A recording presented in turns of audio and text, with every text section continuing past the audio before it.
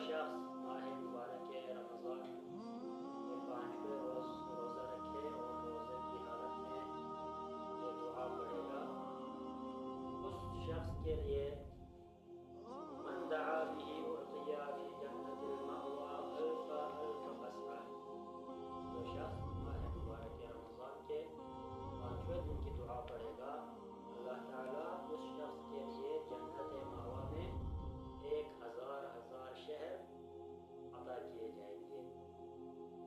فی کل قصعۃ 1000 لون من الطعام، اور